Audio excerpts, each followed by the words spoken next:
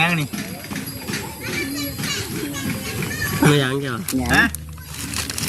ทักอยู่บ่นี่เดินก่อนยังเลยไหนเราทายมึงก่อน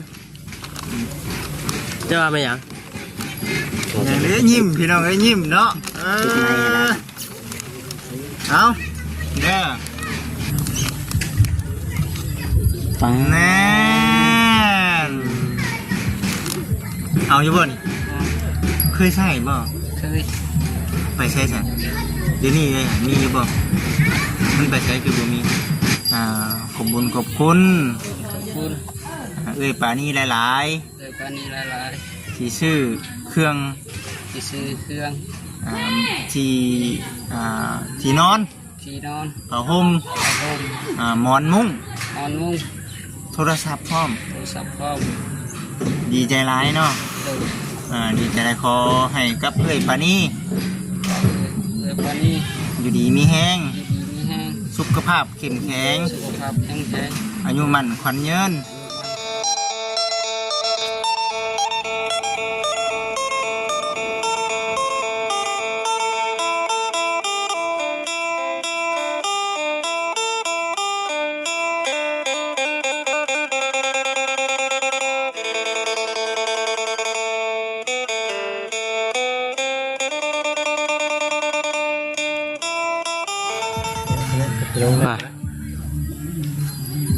แสดงว่าฝนหาการยุดนี่มาจากน้องบ่เวียงเนาะ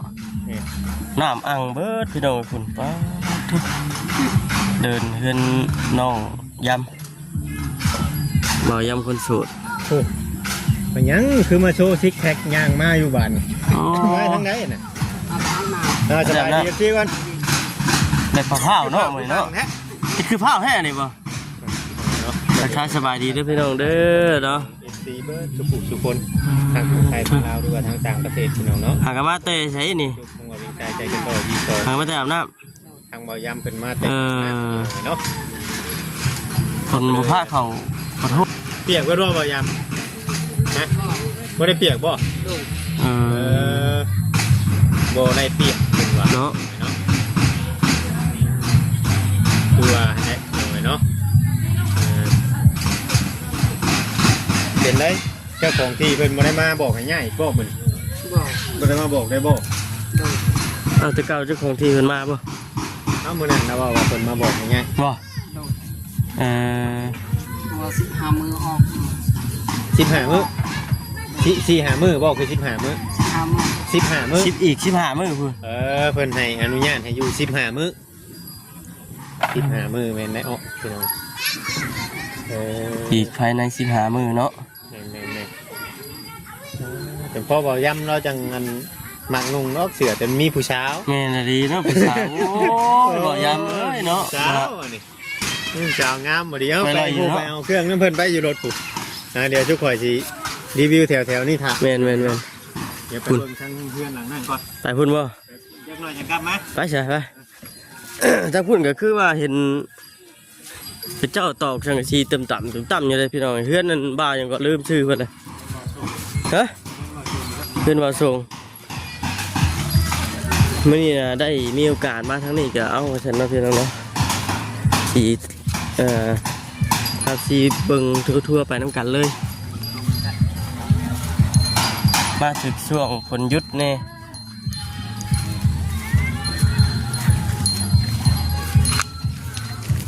โอ้คักดีเด้อบัดฮะลุงชงไงเด็กน้อยก่อนบ่ชงเป็นลุงหลังค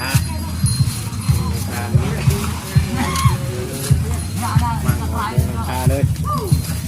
ตาใหม่เลยเนาะบายดีด้วยมาชมจับมุกหนึ่งข้างมานี่เลยทุกคนเลยใครมาช่วยพอได้อันมุงนี่นะคนบ้านนี่บอกหาเพิ่นเบาเดือจ้างขอแห้งเขาขอแห้งเพิ่นขอเดือดว่ามันมีจ้างมีอย่าง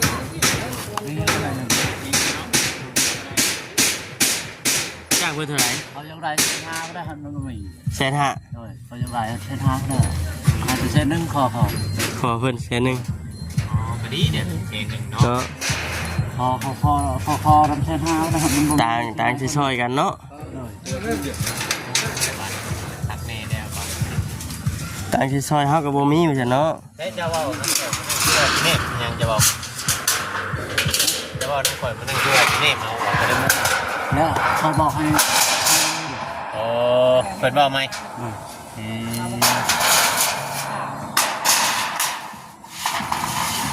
ต่อกันเลยเนาะแม่เนาะ ขอให้ตัดชามก่อนนะลูกไม้กับไม้ขาวกับไม้ดิ เนาะ จ่อเอาได้หันดูมันดูนี่ดิมันดูทันได้ เอ้า แต่ผมตกไหลดอกเลย จะปูตกกว่าเก็บเอาได้ไหม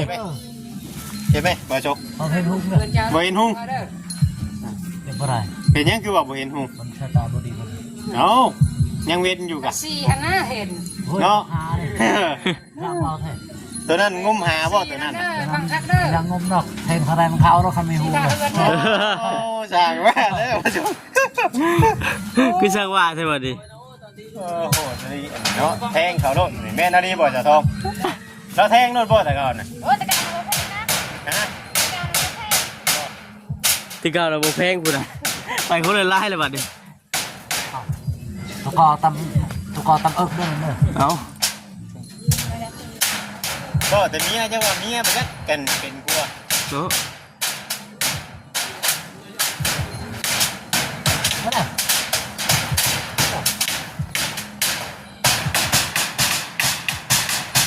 ใกล้เด้อน้อยเด้อใกล้เด้อ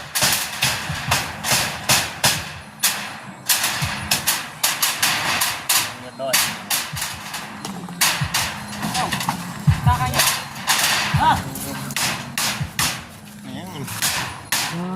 เอ้าแล้วพี่น้องเนาะเจ้าฝนสิตกอีกจ้ะ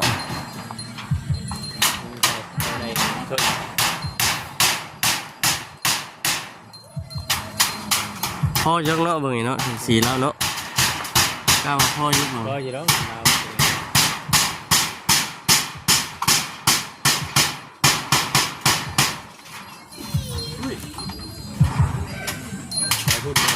ฮะ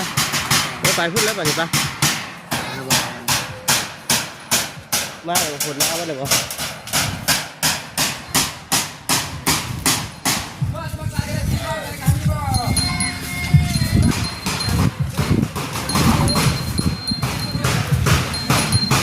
ไปเบิ่งบ่าวยำหรือว่าน้องยำเพิ่นก่อนพี่น้องเอ้ยเนาะเป็นนี่ได้อยู่ซั่นคือว่ามีสุดใหญ่ไฟกระพริบเท่มื้อนี้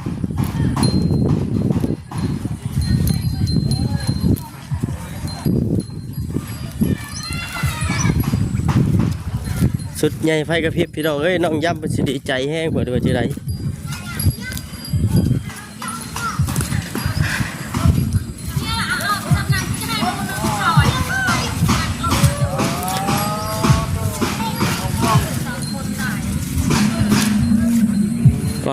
สวยแท้มื่นเนี่ยพี่น้องไงนอนตื่นสวยบ่มื่นนี่ฮะ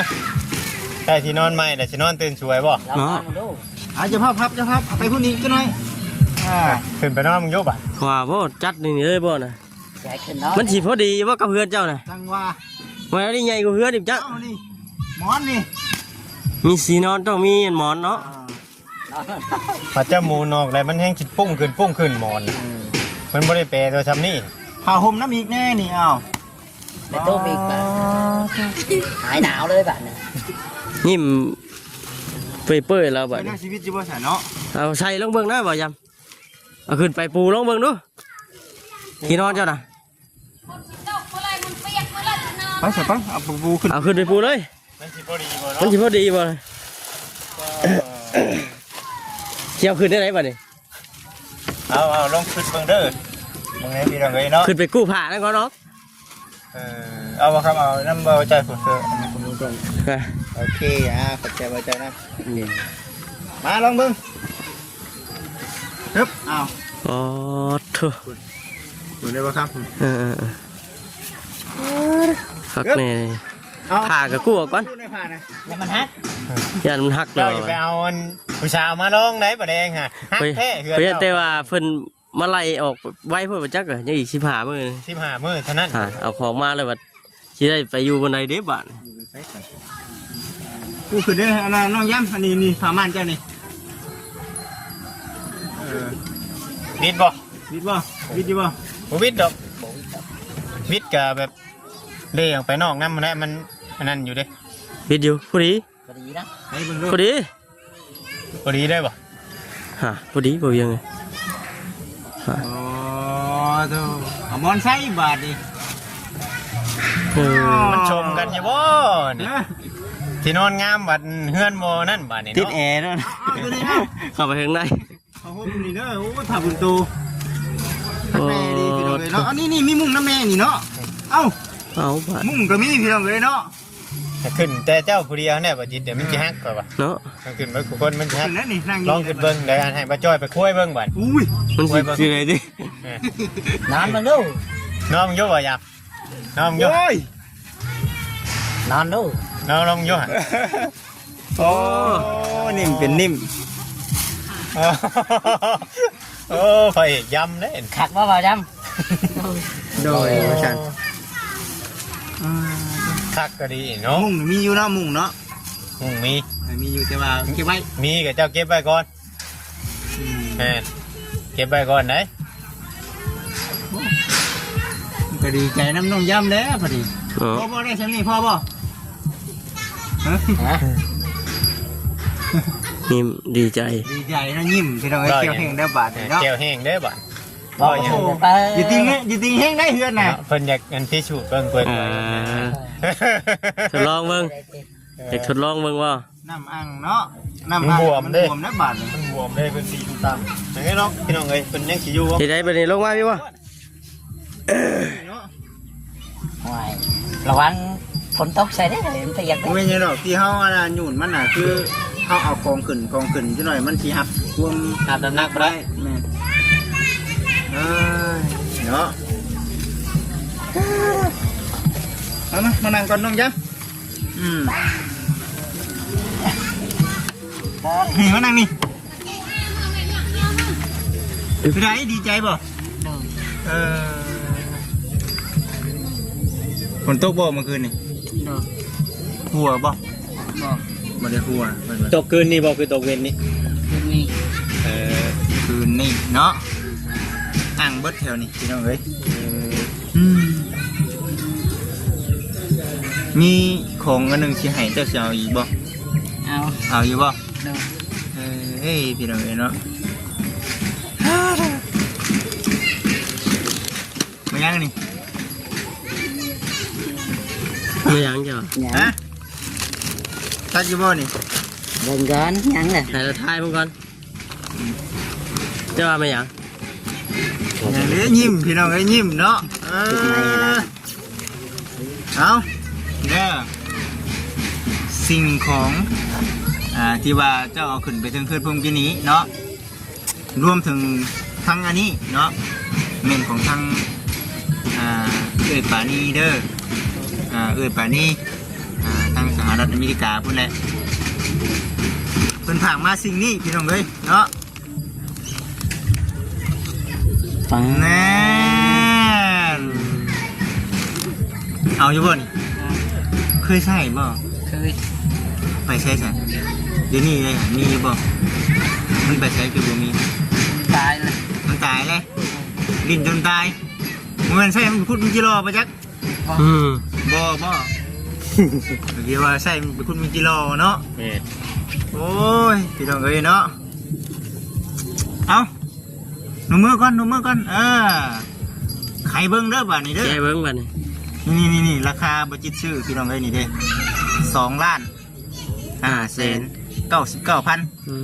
หรือว่า2,600,000ซะเนาะ2,600,000ซะ1,100จะได้ไรแก้เบิ้งบาทนี่ โอ้ทุก ครั้งแรกจะเครื่องอะไรสิเดี๋ยวใส่มานี่อึบ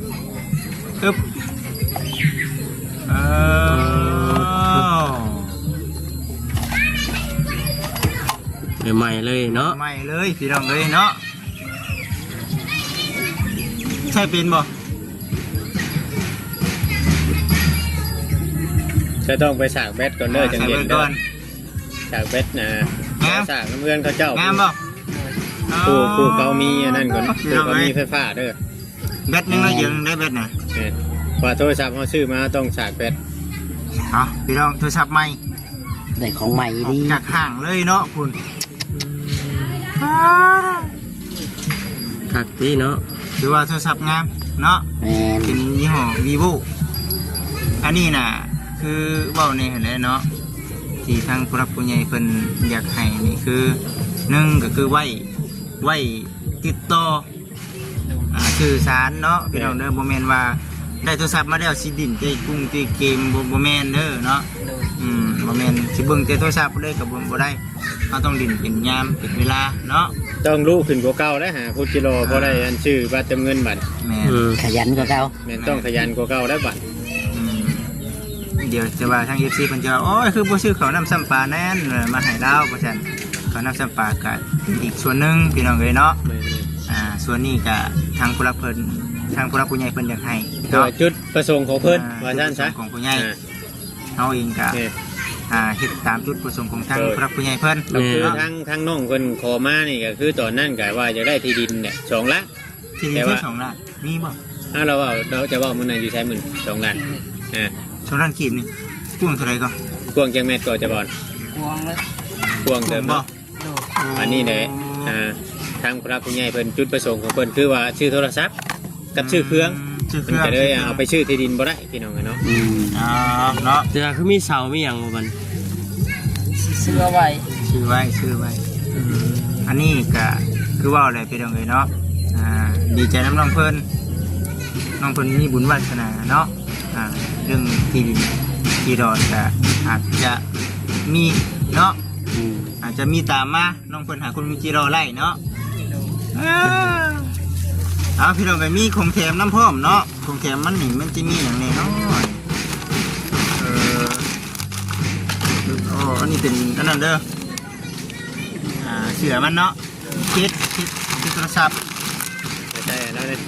มาดูที่ใส่ให้ฉันเนาะดูพี่น้องทำเลยเพิ่นก็ได้บอกกับว่าจิตแต่หึงนั่นแหละเนาะ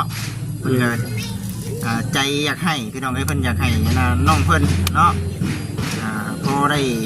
สื่อสารเนาะสื่อสารกันสะดวกสบายพี่น้องนี่สิกินไปก่อนเนาะอันนี้น่ะทั้งบจิตเองเนาะยังบ่ได้ใส่เบอร์เด้อให้เจ้าไปซื้อเบอร์มาใส่เนาะพอดีว่าคือว่าพี่น้องเด้อเนาะเป็นอันน่ะเพิ่นเวลาเข้าไปซื้อโทรศัพท์เดี๋ยวนี้นะเพิ่นอยากให้เจ้าของเลยเพิ่นอยากให้เจ้าของคือน้องนี่แหละ น้องยำเปิดเองเปิดเบอร์เอง เปิดเบอร์เอง คือเฮานี่ไปเปิดให้บ่ได้ว่าง่ายๆซะ นอกจากว่าคนในครอบครัวเนาะ แม่น คนในครอบครัวเพิ่นจึงเปิดให้ เจ้าก็มีทางชาวบ้านหรือว่าหมู่คู่เนาะ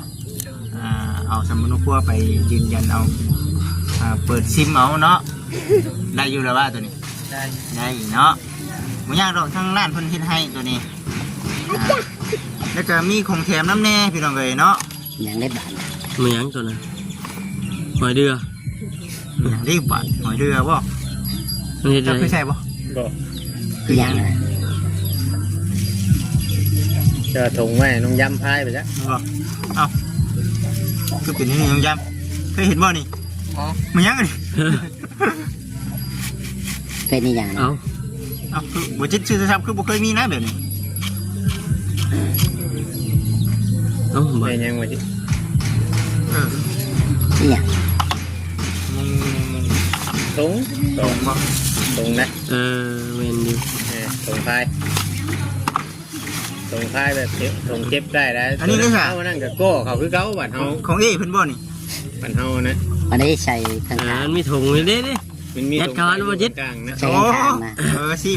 บัดจะเก็บยัดใส่ตรงส่งก็ได้นะว่าง่ายใช่ โอ้สิบ่ฉันเนาะถุงพายเด้อลุงยำโอ้นี่เด้เนาะนี่ ชมกับคนละบาทนี่ จะดุนใหม่ดิ ถุงรุ่นใหม่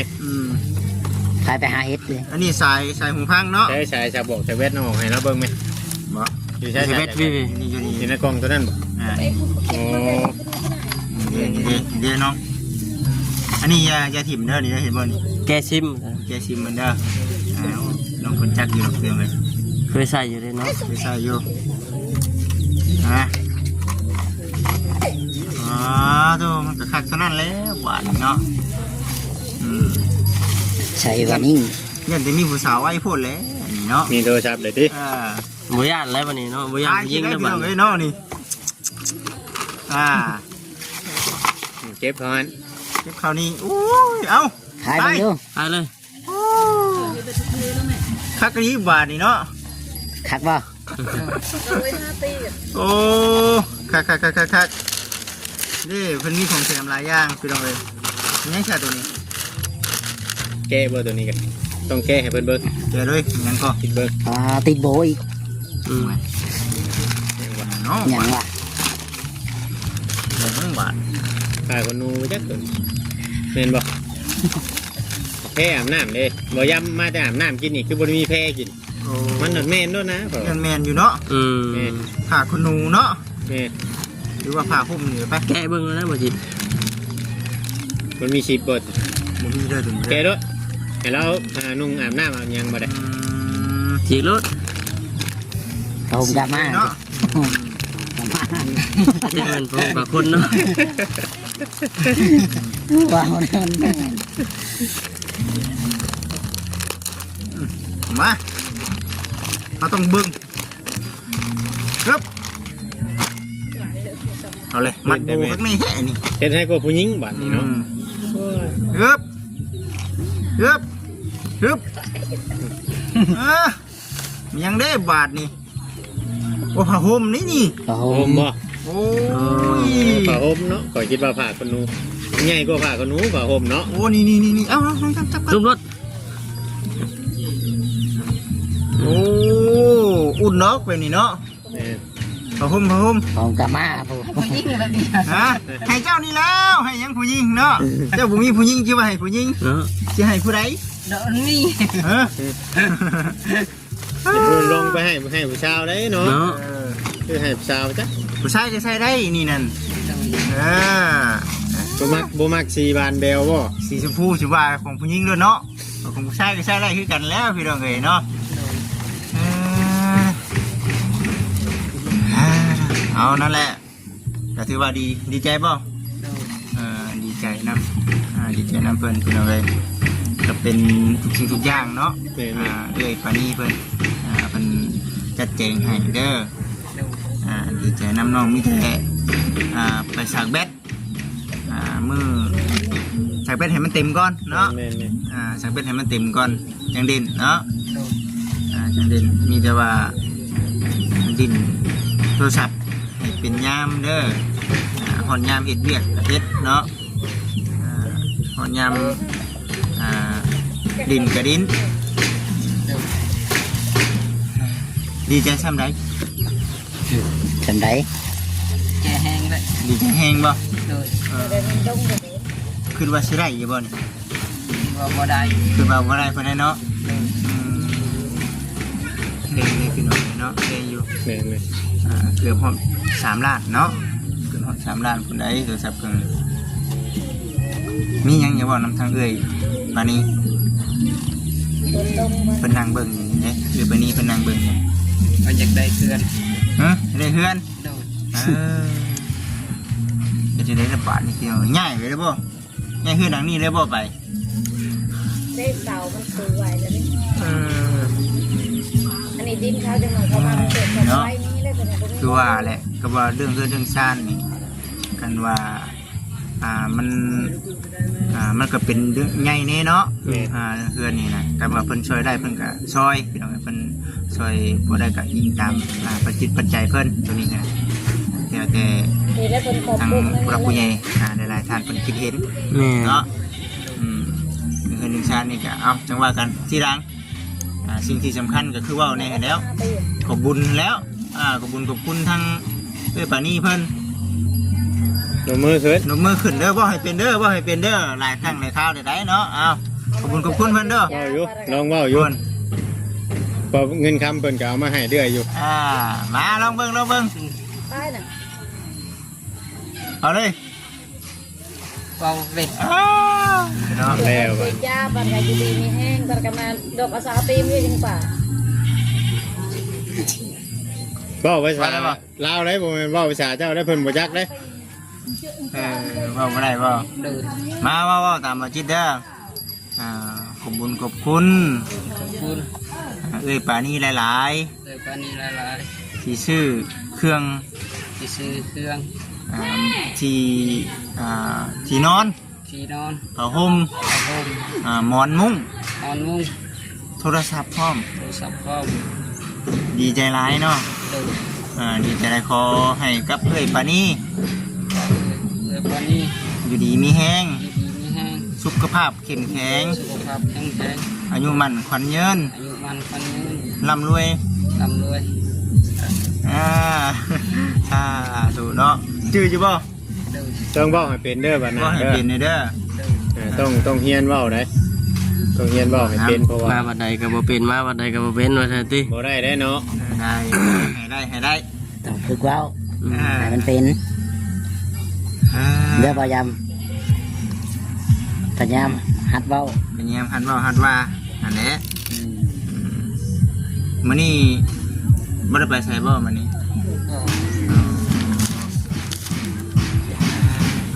เอานั่นแหละเดี๋ยวให้ดีใจน้ำเพิ่นนั่นแหละเพราะว่าหนึ่งคือทางผู้รักผู้ใหญ่เพิ่นมอบ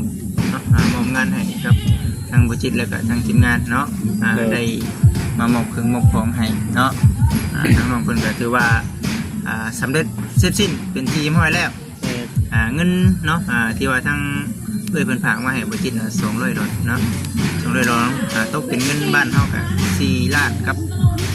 150,000ซื้อนี่ก็2ล้าน 2ล้าน6ได้บ่ 2ล้าน6เลยก็ได้เนาะ2ล้านเดียว 2ล้าน6ทั้งเอ้ยเพิ่นก็ให้น้ำจิตน้ำใจหรือว่าน้ำจิตน้ำใจเพิ่นนั่นแหละกับโปรเจกต์เองก็500,000ให้โปรเจกต์เติมน้ำมันมาแน่เพิ่นก็ได้ผู้เพิ่นมากับทางเบาเวียงบ่คำเพิ่นก็ปันคนละ200,000เนาะน้ำจิตน้ำใจเพิ่นเด้เดือนนั้นเพิ่นก็ให้ซื้อน้ำซื้อในกินน้ำกัน ขอมุกขอบใจทั้งเพิ่น แม่ เนาะ ขอบคุณหลายๆเนาะ ในเหตุงานการหยังก็ขอให้เจริญรุ่งเรืองในหน้าที่การงานก็ชื่อมุ่งผ้าห่มผ้าแพร่เนี่ยเนาะเป็นชื่อ หลายอย่างอยู่มื้อนี้เลี้ยงข้าวพร้อมบ่แม่นแล้ว บ่เข่าคนหนัก คนละคนละเจ้าบ่คนละทาง ซั่นบ่ซั่น เนาะมีแต่ว่ามื้อหน้าเดี๋ยวสิมาเอาเบอร์นำเนาะ มีแต่ว่าให้เราไปพี่ซิมมื้อนี้เนาะ ซิม บ่จ้อยเอาเงินให้เท่าไรมื้อนี่ 3 เซน 300,000 เดิน ฮู้อยู่บ่เงินฮู้อยู่บ่ใบเชนมายังฮู้อยู่บ่ เนาะ ยันว่าบ่ฮู้บ่หยังมาเอาให้ได้เขาให้เขาฮู้ทอนฮู้หยังแน่เนาะจะนอนบ่จักเงินจักหยังบ่จักทอนโดดเงิน2-3 แสนมันก็หลายเติบได้สำหรับเฮาโอ้เห็นนั่นนะจันว่าเจ้าให้ใบเชนไปซื้อของลาบ 4-5,000นูก็ทอนมาบ่ครบ เนาะ เดิน ว่าสิบ่ได้จักดีเลยจักอยู่ว่าซื้อเงินก็ได้ เดิน จักอยู่เนาะดีใจนำน้องเพิ่นนั่นแหละสันพี่น้องเอ้ยมีแต่ลูกมันนั่นแหละบาดนี้อย่าให้ผิดหวังได้เด้อเนาะมื้อหน้าคันมาบัดน้องยำเนาะมาเมื่อใดก็เห็นนอนว่าสิได้แจ้ง FC แล้วก็ผู้รักผู้ใหญ่เพิ่นนั่นแหล้วเนาะได้เครื่องได้ของไปบัดขี้ข้านแล้วน้องยำว่าซั่นกูไปหาเราแล้วบัดนี้ให้มีเด้อเป็นนั่นเด้อ เดิน คือเก่าเนาะเพิ่นส่งเสริมเห็นเจ้าอยู่คนเดียวเลย หลังตาเงิน เห็นเจ้าดูมันเนาะ เสียง เพิ่น ตู้ ส่งเสริ เสีย ม งหยัง คนดูมัน เสียง กันเห็นขี้ข้าน คือได้คุณเป็น วิการงานเป็นเป็นนั่นเนาะ ต่อตรง ได้แล้วบ่ครับได้แล้วบ่เจ้าหน้าที่ได้ล่ะกินเนาะ จะสิ 4 นาทีก็สิถามดิเวลาพี่น้องเอ้ยเนาะ คำบ่ ยามเจ้าจันกันเข้ามาเนาะเอาพี่น้องเอ้ยเนาะคลิปนี้ก็ได้สิประมาณนี้แหละเนาะก็ดีมุกดีใจนำทางน้องยำเนาะแล้วก็ขอบคุณเนาะทางเอ้ยปานีหลายๆเด้อเนาะ นึกขึ้น ที่ว่าให้ทางบริจิตเองเนาะเป็นสะพานบุญให้เนาะ ขอให้เอื้อยแล้วก็ครอบครัวอยู่ดีมีแห้งนั่นแหละเนาะเปลี่ยนงานกันเนี่ยขอให้รับเงินไปเลยจีเด้อเนาะขอให้มีแต่คนหักคนเพลงก็มีแต่คนหอมเนาะผมเลยทาง14สำหรับคลิปนี้ขอกล่าวคำว่าสบายดีเอาพี่น้องเอ้ย จบคลิปไปแล้วพี่น้อง เนาะนักมาต่ออีกนะต่ออีกเดี๋ยวเนาะ ของเฮายังเงินอัปเดตทางเพื่อนนั่นสาวทองโต แม่นบะ เดี๋ยวค่อย มาที่นี่ เอาไม้มาอ้าย